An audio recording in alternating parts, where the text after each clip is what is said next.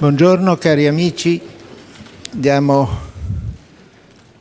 inizio con un sentito benvenuto alla relatrice, la dottoressa Berit Reiss-Andersen, a questa conferenza Nobel per la pace, sul Nobel per la pace. La dottoressa Berit Andersen rappresenta per noi la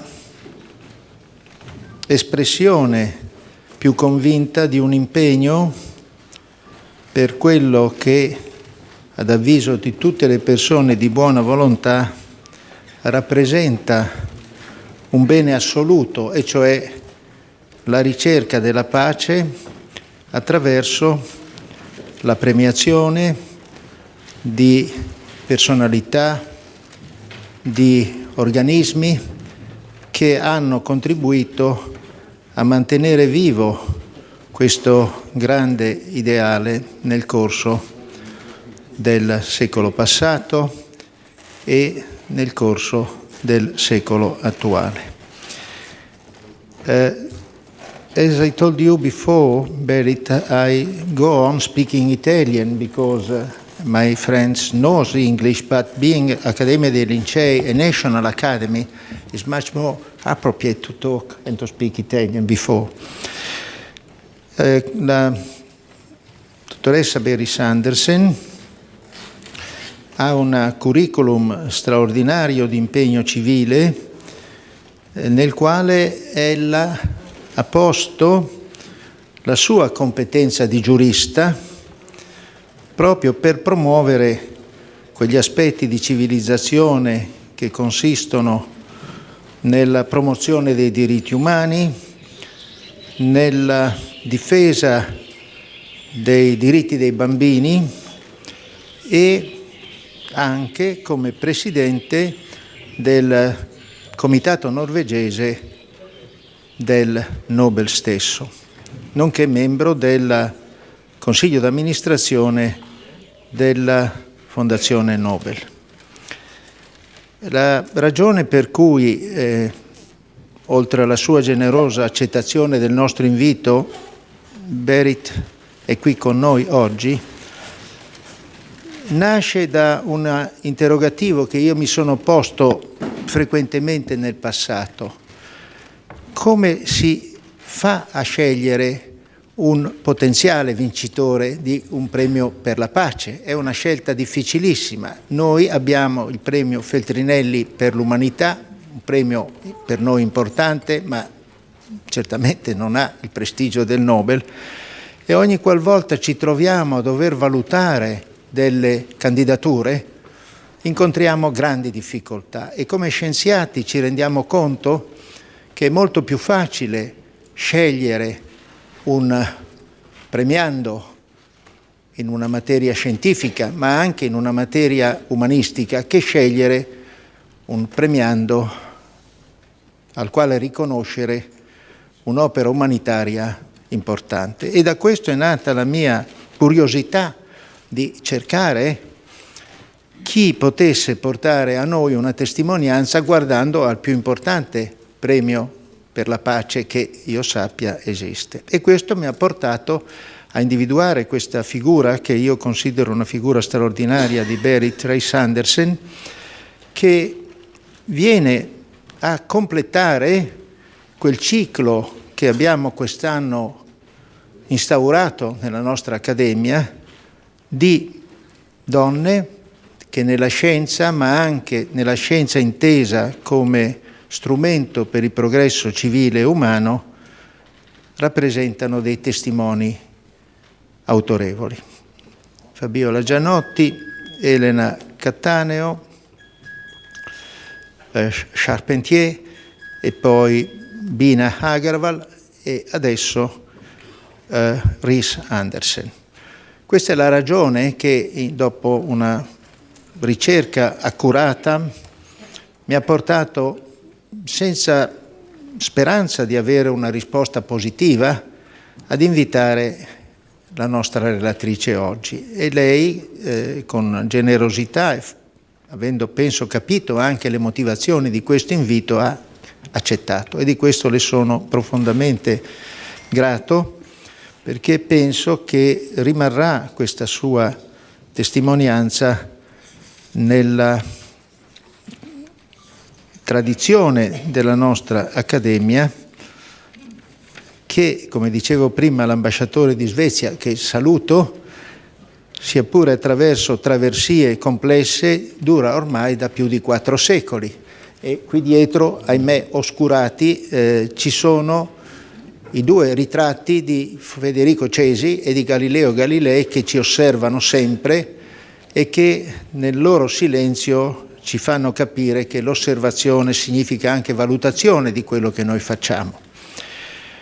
Un'ultima considerazione, molto breve, ma anche questa importante, che colloca la nostra Accademia, questo palazzo, ma anche la storia, secondo me, del progresso del genere umano e del bene comune. Nel 1655 Cristina di Svezia fece l'ingresso trionfale a Porta del Popolo in Roma.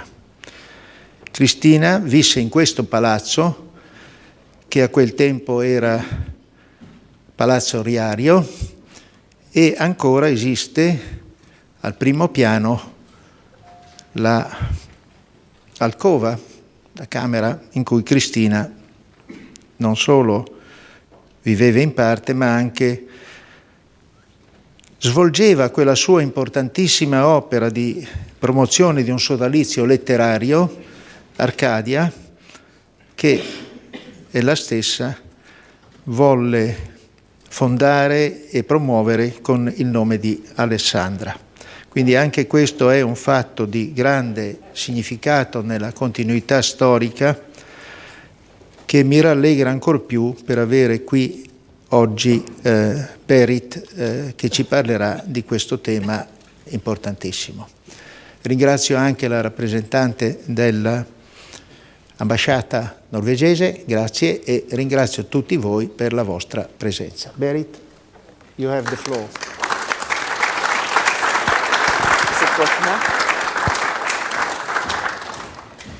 Good morning, everyone, and Professor Quadrio Curzio, thank you so much for your very kind introduction, and thank you particularly for inviting me here to this very prestigious academy. Sometimes you wonder, what am I doing here? Well, I'm going to talk to you. And in this very grand environment. What I am going to speak about this morning is exactly the Nobel Peace Prize.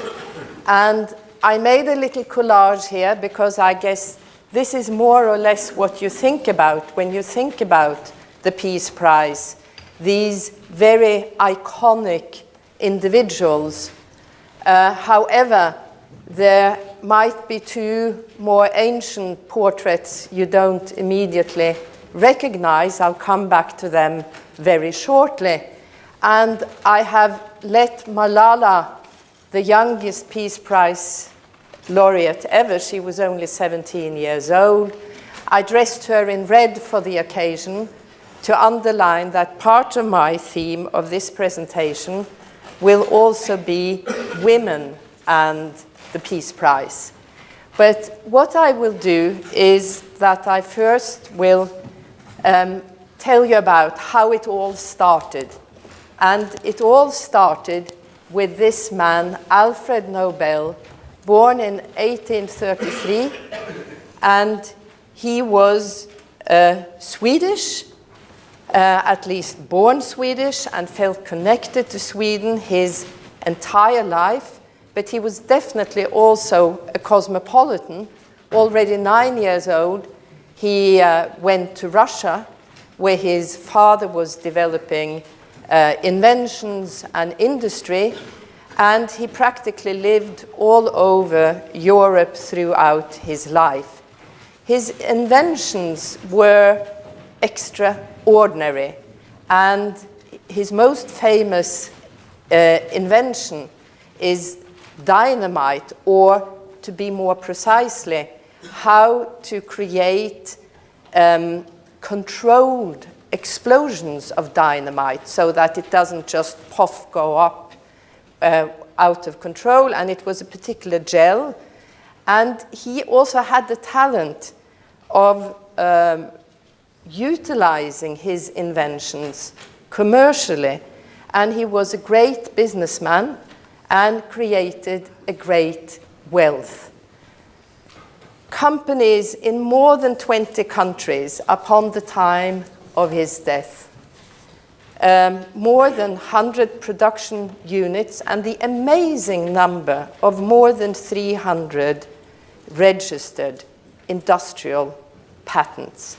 And this was a man who had lived most of his life without a close, immediate family. He had brothers. One had, however, died at a young age in an accident experimenting exactly with dynamite.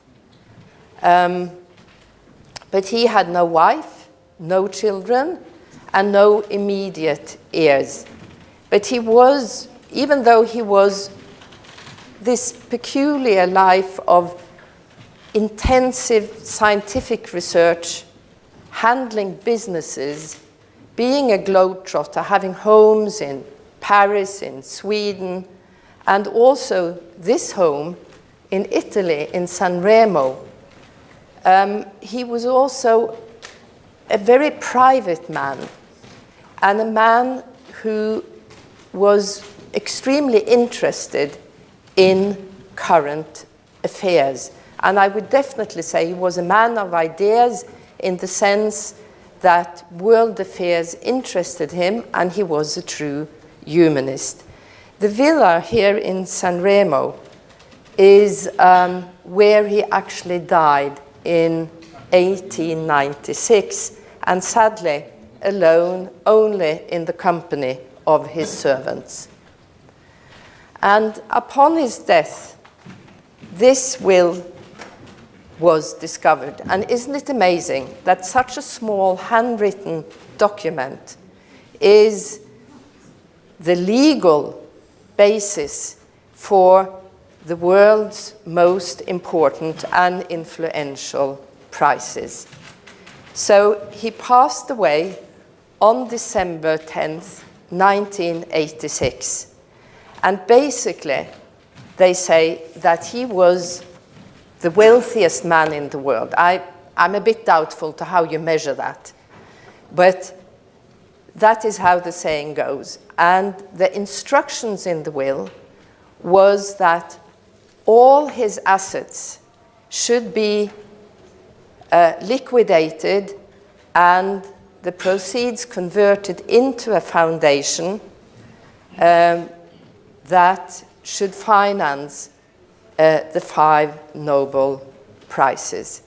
And the assets at the time, it was 31.5 million Swedish kroners when, after liquidation of all his properties and other assets, and which was a considerable fortune, and is still the fortune that the Nobel Foundation is based upon, and the money providing the different prizes. And what are these prizes? The capital, the interest of the capital of the foundation should finance prizes in physics, chemistry, physiology or medicine, literature, and peace. And let me clear up one misunderstanding immediately. There is actually no Nobel Prize in economics. There is a prize, an economy prize, that is a memorial prize of Alfred Nobel, created by the National Bank of Sweden in 1969. And that is handed out at the same time and under the same ceremony as the other Nobel Prizes.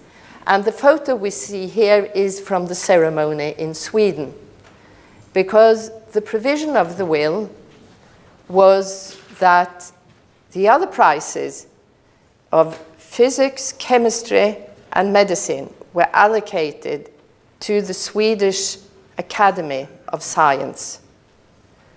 The Literature Prize was allocated to the Swedish Academy of Letters. But the real surprise in the will was that there was a prize in peace allocated to Norway, or, as it says in the will, to be handed out by a committee of 5 members appointed by the Norwegian Parliament. And this is extraordinary because at the time of when Alfred Nobel wrote his will, only a year prior to his death, Norway was not an independent nation. We gained our independence in 1905, but we had institutions like a parliament, a Supreme Court, etc. So this was a surprise that also caused some complications that we will return to. But to return to the will, there's a joint requirement for all the prizes. Who shall be selected? I know you are particularly interested in that. And it is we who are the prize committees. We follow the terms of the will. So we are actually executors of the will more than 100 years later, every year when we hand out the prize. And the joint requirement is that the prize should go to those who, during the preceding year, shall have conferred the greatest benefit to mankind. And what does this mean? It means that the prize should be contemporary, the preceding year, not an achievement that was created many years ago.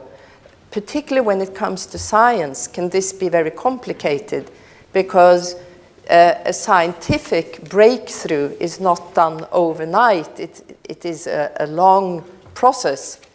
And it is perhaps also the requirement of the will that has not absolutely been respected by the different committees. But then that the achievement should be of a nature that has actually contributed to the greatest benefit of mankind.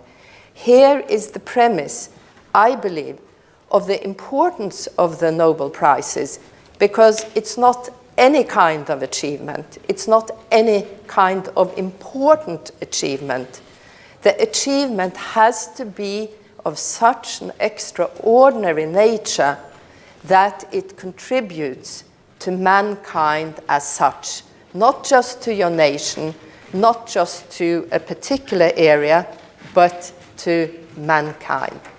And it says, particularly in the will, whether he is Scandinavian or not. So here is the third element. It's an international prize.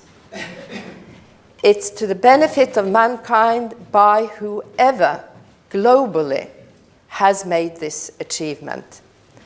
And in an earlier version of, or a previous will, not an earlier version, where, but a previous will where Alfred Nobel wanted to make a major donation to the Karolinska Sjukhuset, which I have to correct because the medicine prize is not under the Swedish Scientific Academy, it is under the University Hospital of Karolinska Sjukhuset. And then he wrote in this previous will whether it is a man or a woman. So I think it is fair to say that the terms of the will is that it's an international prize and it shall be handed to the best achievement regardless of who you are, gender, nationality, or whatever. And in 1895, when this provision was made, that was a very bold point of view. But, of course, having such an enormously wealthy uncle, it's rather predictable that the will was contested. Even though he didn't have immediate heirs, he had family. And it was attacked that, or it was contested, that the will had some legal flaws, had flaws of formalities, had flaws of jurisdiction. The French government was very interested in gaining inheritance taxes and wanted to claim that the will should be executed in France. But it was a long and complicated process that it's written a lot about. It was managed to create the result that the will belonged jurisdictionally to Sweden. The king Oscar II of Sweden, was first very much opposed to the will and apparently rather offended that this was created as an international prize and not a Swedish prize, and not gaining Sweden as such as a nation. It's a very long story, this contestant of the will. We don't have time to go into the details, but certain amendments were made and it was negotiated a common understanding with the family. The Swedish King Oscar II approved the will, and it was sent to Parliament with the structure of the foundation as instructed in the will, and it was approved by the Swedish Parliament 4 years later, 1900. The Norwegian Parliament had approved its duty according to the will several years prior to this, and then everything was, so to speak, ready to start the real action of handing out the Nobel Prizes. And the photograph you see here is the ornament above the building of the Swedish Foundation in Stockholm, where I also sit on the board. And it is the same foundation today that handles the fortune of Alfred Nobel and makes the investment. And you can imagine what challenges we have today, both of making the necessary proceeds of the investment, but also the requirements today of making ethical investments. But that's also a different story that I will not get into now. What I will get into is further the understanding of the will that applies particularly to the Peace Prize. What I already said applies also to the Peace Prize, but there's 3 criteria to be awarded the Nobel Peace Prize. It must be the person who has done most or the best work for fraternity between nations, criteria number 1, the abolition or reduction of standing armies, requirement number 2, or for the holding and promotion of peace congresses. To fulfill one requirement is enough. Several laureates have been rewarded the Peace Prize fulfilling only one, and several have been awarded the prize with the reasons that they fulfill all 3. Now, as you immediately understand, fraternity between nations is a requirement one sort of can relate to. But the abolition or reduction of standing armies, we don't have standing armies anymore. And here immediately we realize that the requirements of the will have to be interpreted into our time. And the promotion of peace congresses, that was a movement of the 1870s, 80s, 90s, a very important political movement, but it's not exactly how the public discourse on peace is ongoing today. So what I will try to do in this presentation is to explain to you a little bit how we, the Norwegian Nobel Committee, interpret these requirements. But to understand the will and understand the requirements, we have to acquaint ourselves with this lady that you saw on the front collage that I opened with and that you probably didn't recognize immediately. Because it's more than just isolating these three requirements. As a lawyer, I know when you are interpreting a text, you have to interpret it in the context of the will and the context of the historical context and the knowledge we have about Alfred Nobel. And I think when we look at the life of Alfred Nobel, it is no coincidence that he created exactly the 5 prizes as he did. These prizes are, in my mind, interconnected, because I believe that his thinking was, what is it that takes, what does it take to create benefit for human mankind? One is science. And science is experimental. Science is loyal to truth. Science should be non-political. And science is also progress.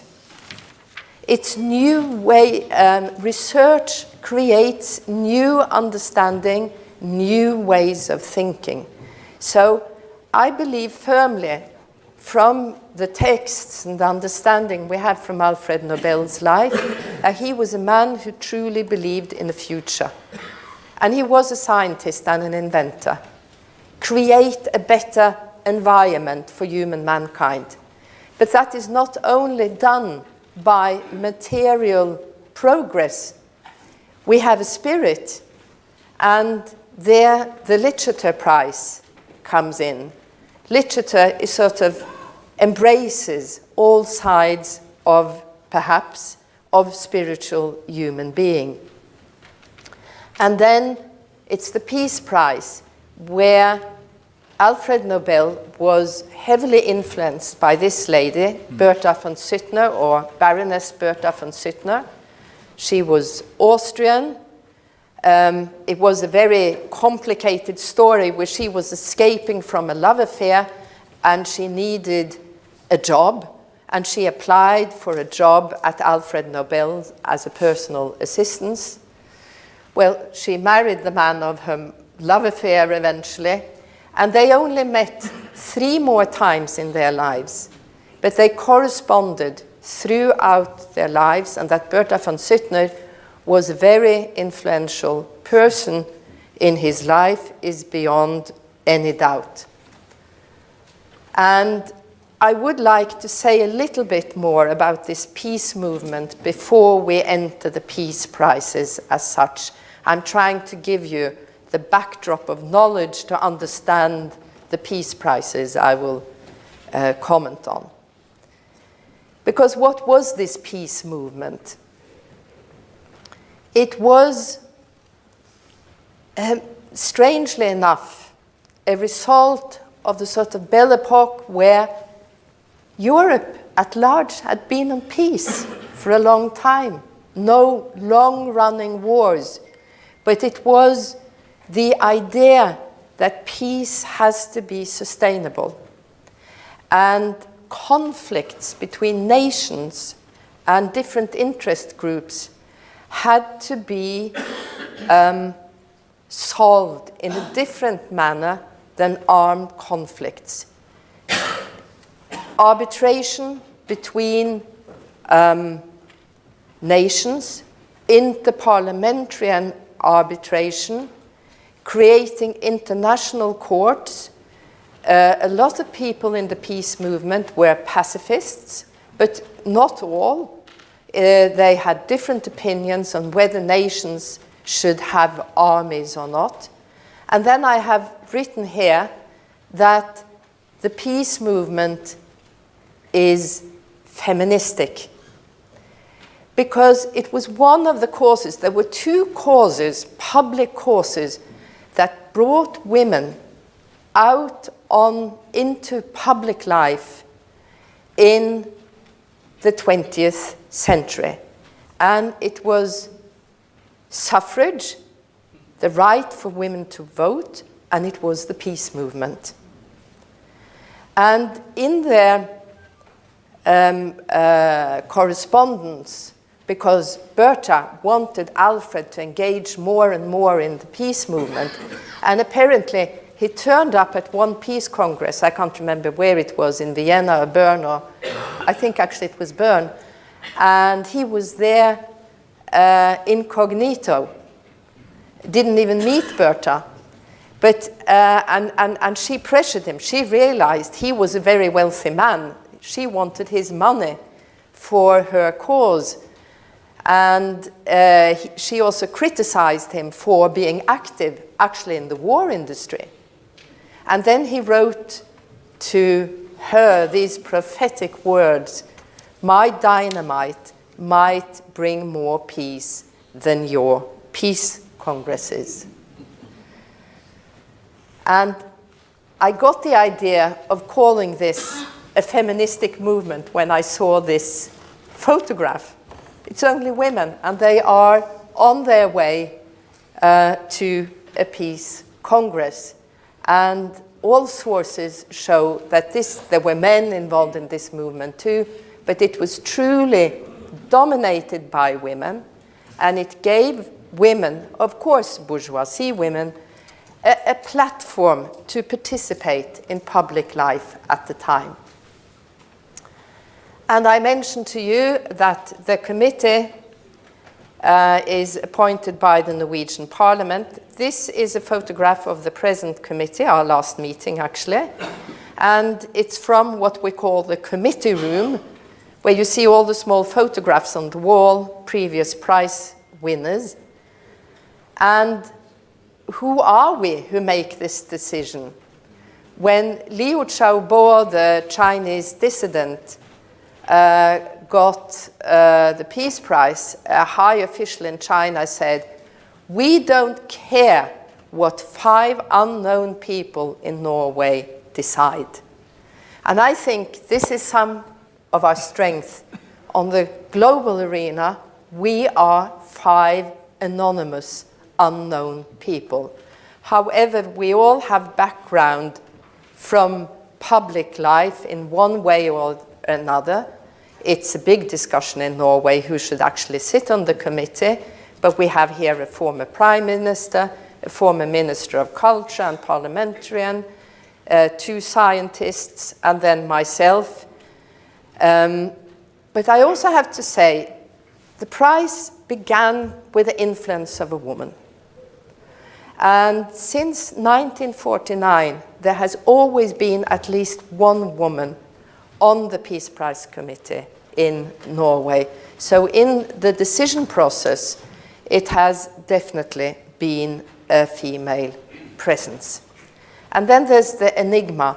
Why did Alfred Nobel make this choice that all the 4 other prizes were allocated to Sweden, but the one prize, peace, to Norway? That is, in fact, an enigma. Perhaps did he think that Norway, with its stature as not an independent nation, but with a functioning parliament, could be more independent, and more independent from the influence of the Swedish parliament and the Swedish king, Perhaps did he think that a smaller nation could have could act freer simply because we, as a small nation, you are not an important player on the world scene. A lot of speculations has been about this issue, and we don't really know, but it is a fact. And I will also shortly talk to you about the selection system and how we do, in fact, choose the winner of the Peace Prize. It is not in the will, but in the bylaws of the foundation, regulated who can nominate. And it takes too much time to go into detail, but it's basically parliamentarians and state leaders worldwide. It's certain professors of certain sciences, among others, law, and research institutes, for instance, CERN, that I know you cooperate with, and also the Accademia would be able to nominate if you are a research institute. And the Nobel year, and former members of the Peace Prize Committee and all Nobel laureates. We get a lot of nominations from laureates, actually. The Nobel year starts 1st of February. That is the deadline for the annual nomination. And we will have in our committee the first meeting a few weeks after that, when we have sort of selected what are valid nominations or not. And very soon a short list will be created, because we can see that several, maybe 100 or 200 of the nominations, we get something between, in modern times, 250 and up to over 300 nominations annually. A lot of them disappear very quickly. We create the short list, and the short list is in fact not so short, but we try to understand what is it in current affairs this year that is a challenge. Where can peace be created? And we have to foresee situations. For instance, in the Philippines, there was an ongoing peace negotiations a few years ago between the Christian and Muslim population, the Moros, and that, you know, we had to ensure that this was an issue as long as these negotiations went on. Now they have sort of faded out for political reasons. And then in the process, people think that we travel around to all kinds of conflict areas to speak to people. We don't travel at all, actually. But we have researchers who does a lot of valuable work for us, and we review very carefully. It is in the will that all our work in selecting the prize winner, we have full discretion. We cannot speak about it, so I'm just speaking about it on general terms. We announce the prize winner beginning of October, and then 10th of December, Alfred Nobel's day of death, the ceremony will be in Oslo, the award ceremony, and simultaneously, for the 4 other prizes, on 10th of December, there will be a ceremony in Stockholm. This is the Oslo City Hall from one of the prize ceremonies. And the prize money, we have tried to keep the prize on an equivalent of $1 million. At times it has been a little bit lower, unfortunately. And the importance of the prize is, of course, who gets it and the integrity of the prize. And I see time is flying. Let's look at this in practice. It's been a criticism against the Peace Prize by people who say, this is not a human rights prize. It is strictly only the 3 criteria of Alfred Nobel. And I will answer to that, but fraternity between nations is a very broad concept. And what we see here is Henri Dunant and Frédéric Passy. Henri Dunant, Passy belonged to the peace movement, but Dunant was the founder of Red Cross, definitely a more humanitarian prize. And it was the first peace prize in 1901.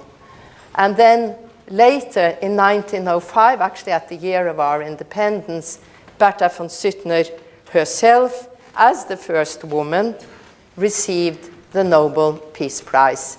And we also have one Italian laureate. I'm afraid he's not so very famous, Ernesto Moneta, that he shared with Louis Renault. And he was the leader of the Italian peace movement. And the whole period, the first section of the Peace Prize, it went to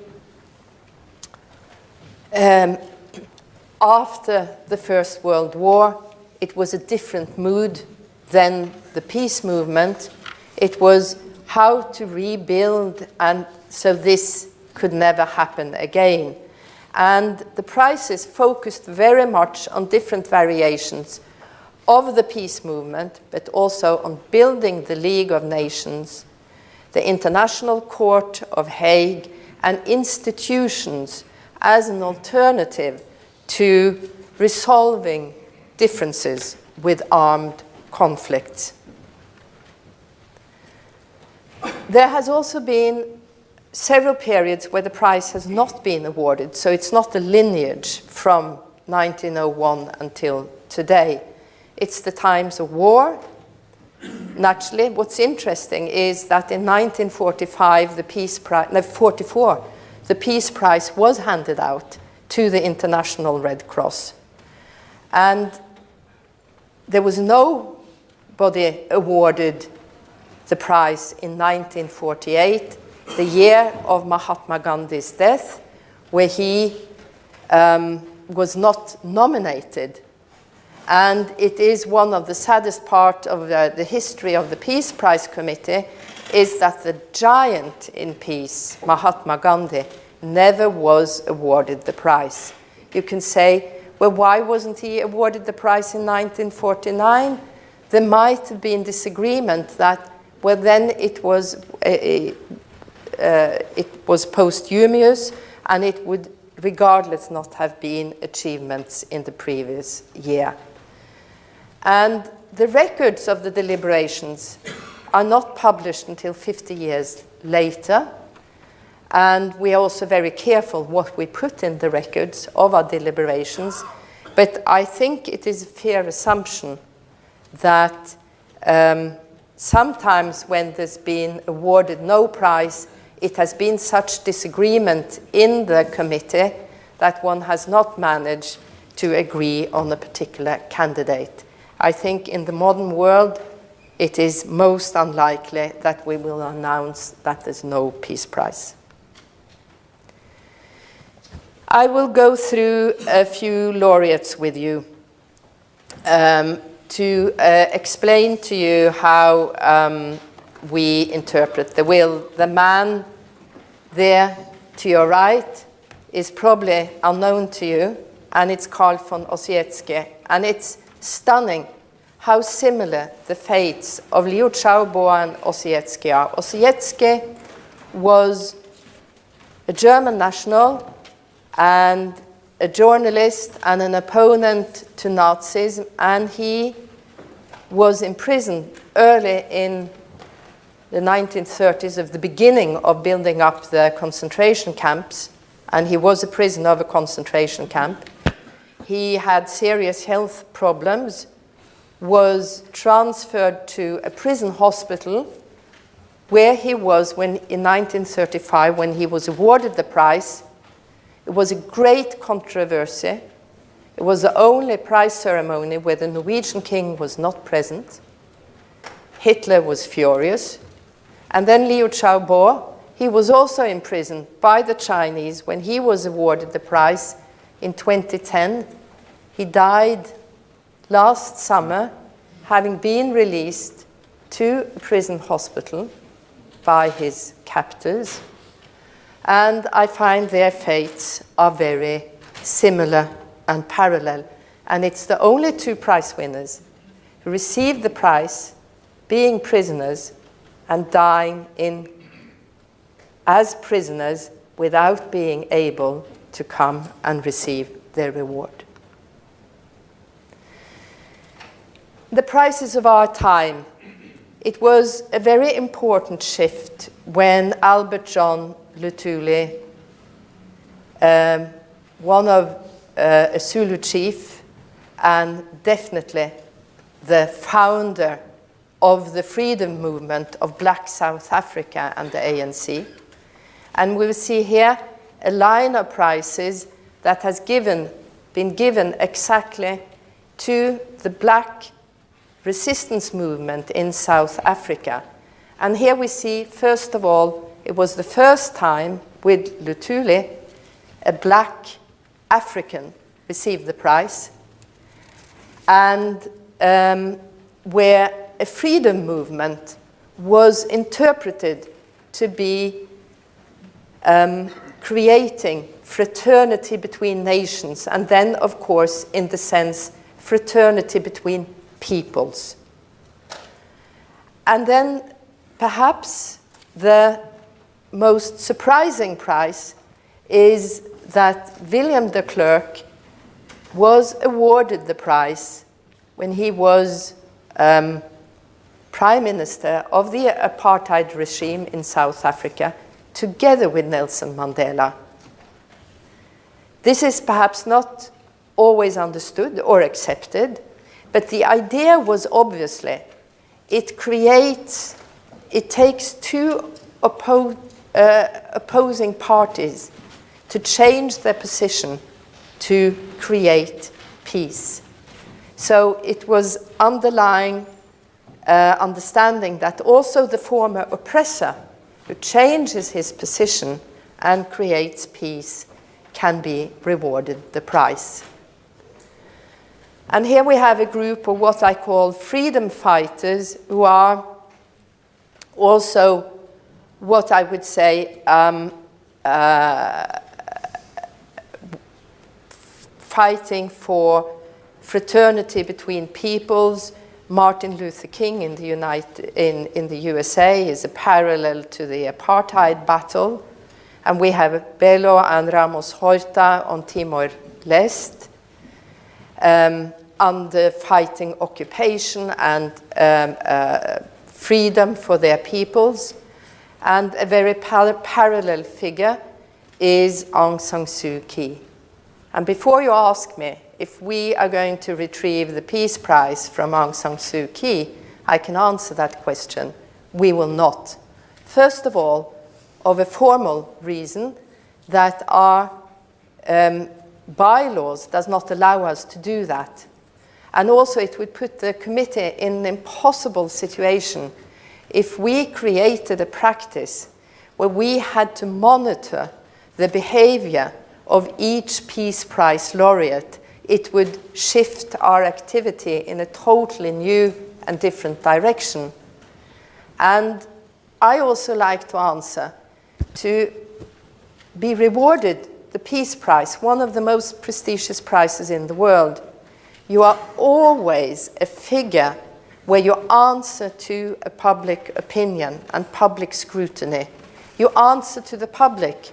And I can share a lot of the criticism against Aung San Suu Kyi's current position on the Rohingyas, but I will defend that she is still a keeper of the Peace Prize, and therefore she is more visible and have to answer more than any other person.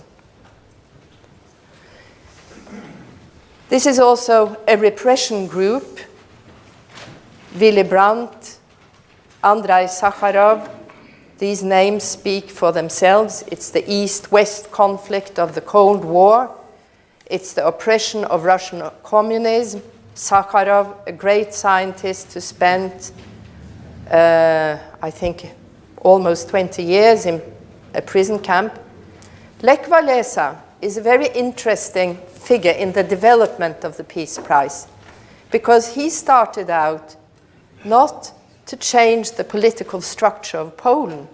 He started out fighting for, in the shipyard of suddenly the mind slipped me, in Gdansk, of better conditions for the workers there.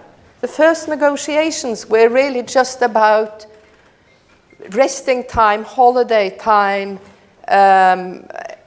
things like that. And it hit a spark, and it became a strong political movement that really was instrumental in bringing down communism. So working for better conditions for human mankind, can that fulfill the criteria of increasing fraternity between nations or fraternity between peoples? And it is an understanding that fairer conditions where people are not led into extreme poverty, suppressing conditions, is really preventing war. And then we have Gorbachev. He belongs to a group of interesting prize laureates because he was a statesman. And what did it cost him? He had the power. But I think Gorbachev is a great example of a politician who used his power to exactly create fraternity between nations, because the political development of contact between the East and the West was exactly what it took to end the Cold War and bring down a very famous wall. I think this photograph says everything of what war is about, at particular a civil war.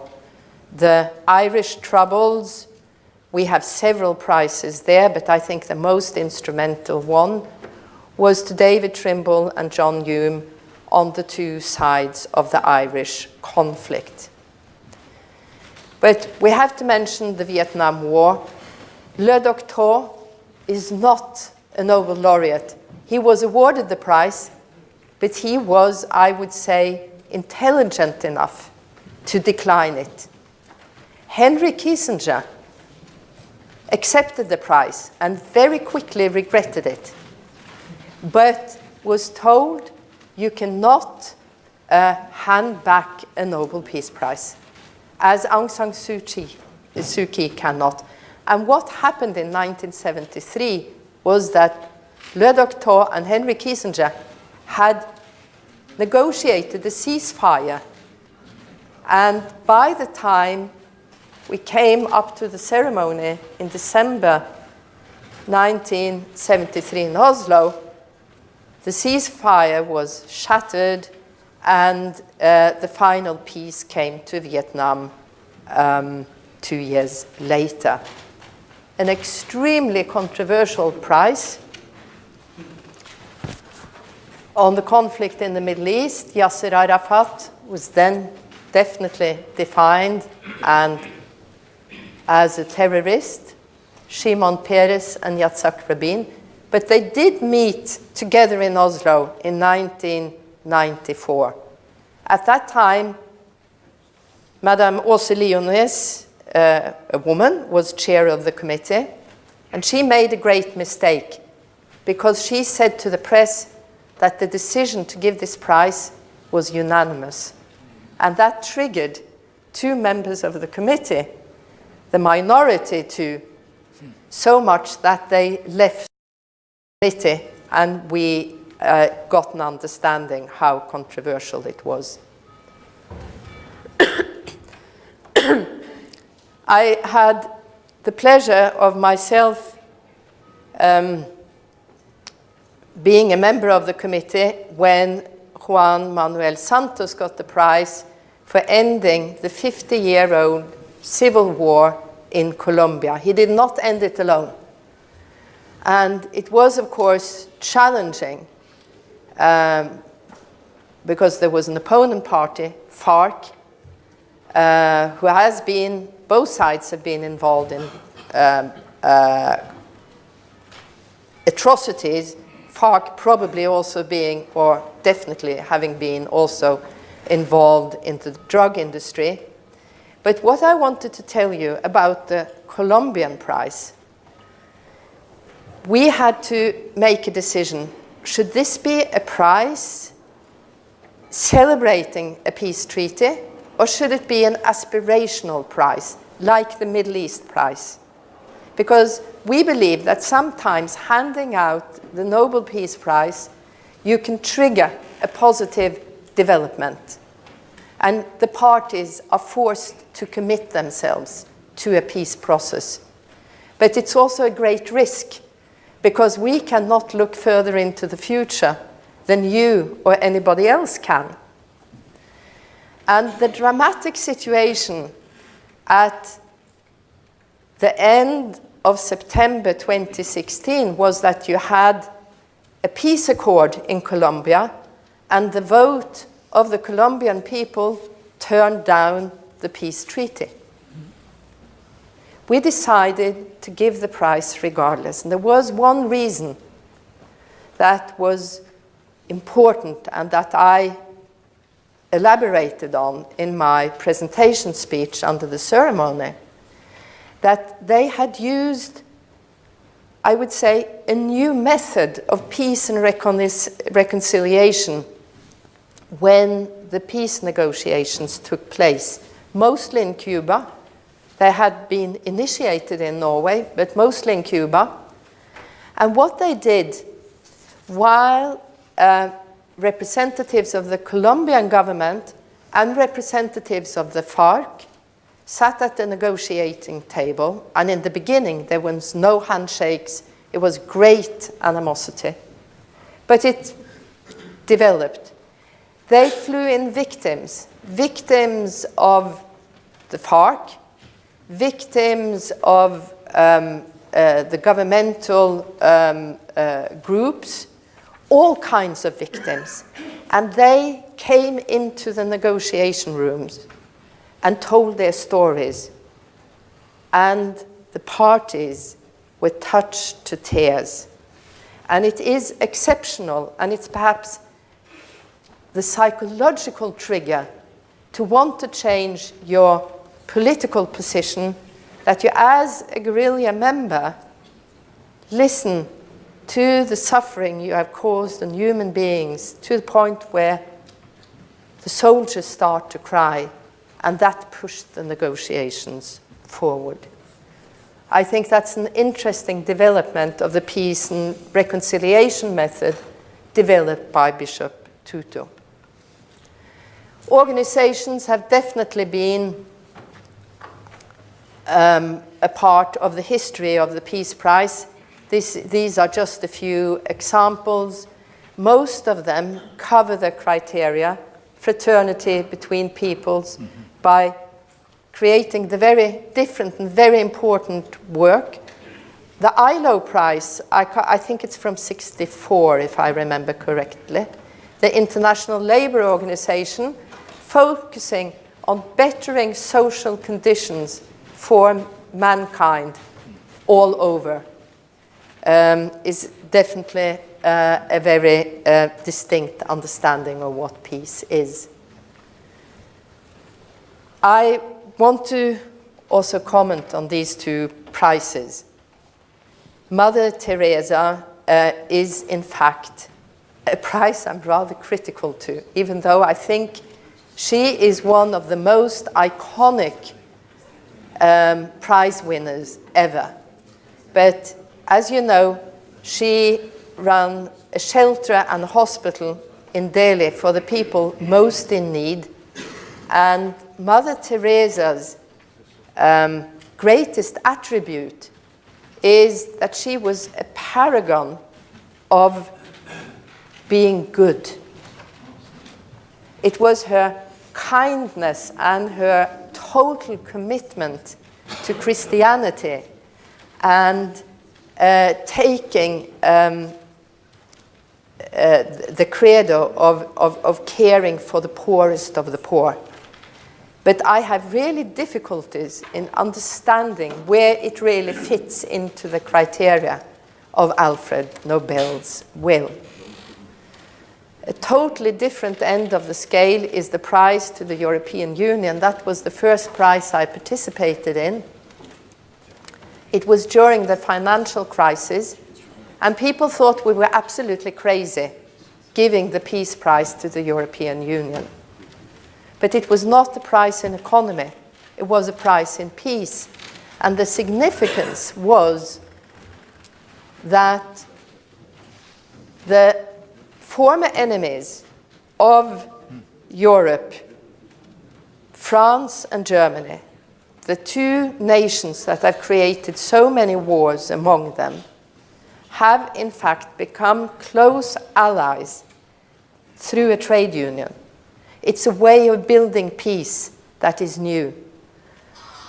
We saw that members of former Yugoslavia, how they had to strengthen their democracies, do true peace-building projects to become members of the European Union.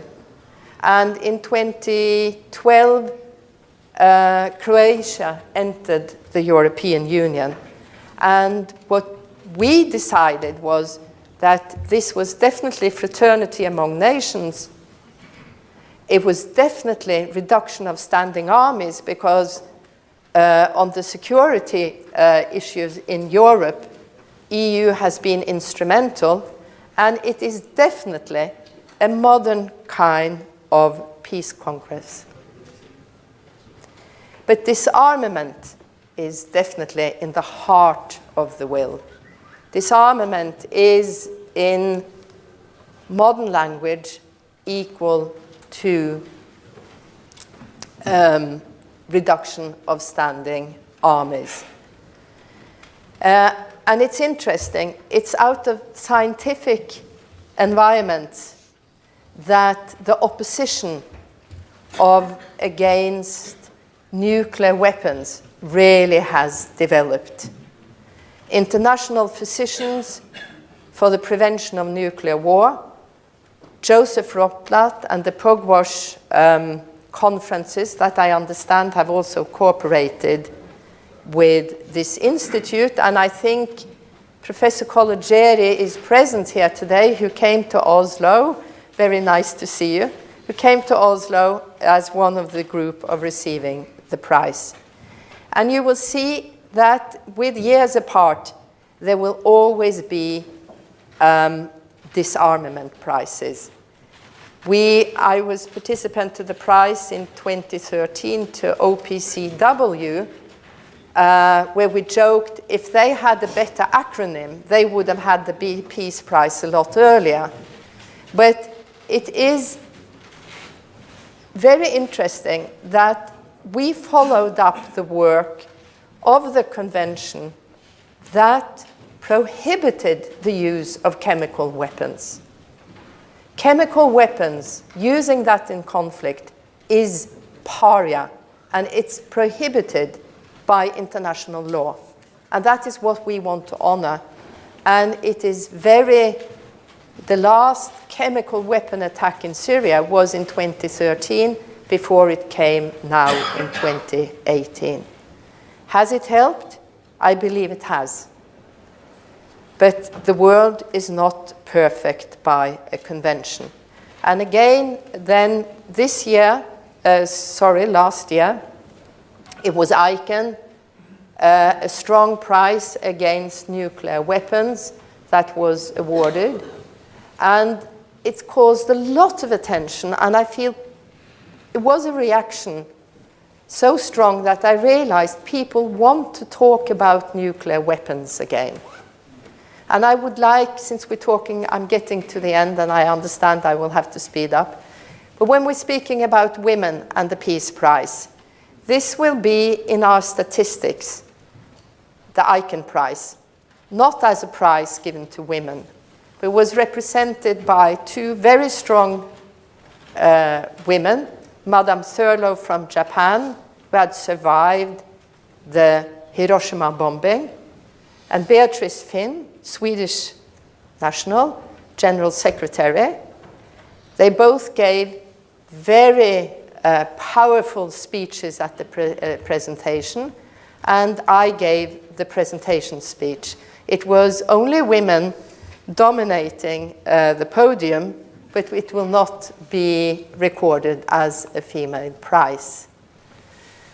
This is the situation, a very bad statistic of female prize winners. And it has obviously a connection with the role of the women in society at large. And you see here the list: Bertha von Suttner, Jane Addams, pacifist; Emily Green was a social worker; Corrigan and Williams, Irish Troubles; Mother Teresa; Alva Myrdal, a Swedish prize winner for on peace theory, really; Aung San Suu Kyi; Rigoberta Menchú, the Guatemalan conflict; Jody Williams on landmines; Shireen Ebadi, freedom fighter and lawyer, human rights lawyer in Iran; Wangari Maathai, the one who planted trees in Kenya, the first prize winner where the criteria of fraternity between nations was extended to, there's a debate about this, also to climate matters. Then we have the 3 African women and Malala Yousafzai, who works for education for women, also definitely stretching the criteria a bit, but when you think about it, I think it's quite defendable. And I also have to say, a fantastic speaker. So it's obviously the role of the women in society as large is the reason why, these are Red Cross workers from 1944, by the way. That is the reason why women don't play such a significant role in the Peace Prize. But it's also the terms of the will, the best, regardless who he or she is.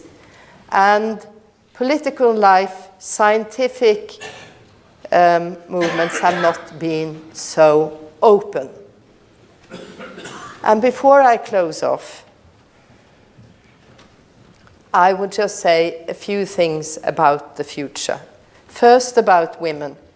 It's actually on our agenda at the next meeting that we have in the Peace Prize Committee on Monday, where we will discuss, should the nomination rules be changed to favor women more? Because when you, the nomination rights belong to political life and scientific life. These are the nominators. And it's a discussion. I don't know what the result will be, but it is a discussion. Is it sort of a self-preserving and self-recruiting environment that when you think of who is the person who has achieved most in the past year, well, it's the people I know, and if you are a male scientist, most of the people you know are male, to put it a bit oversimplified. I hope that the future will preserve the Peace Prize as the most important prize, in the sense that it can be an aspiration and create understanding in conflicts and between nations on how you create peace.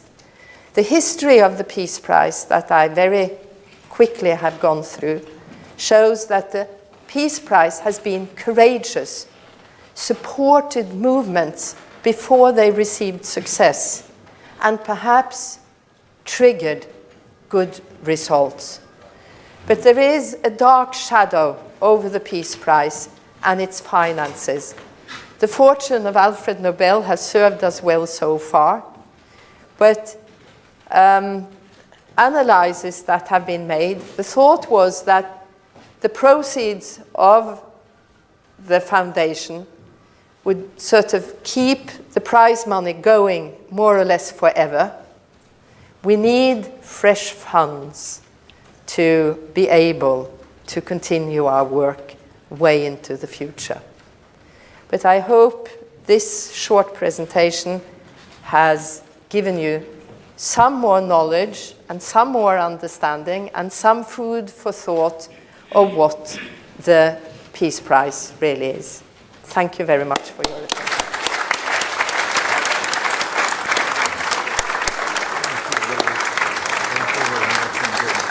Thank you.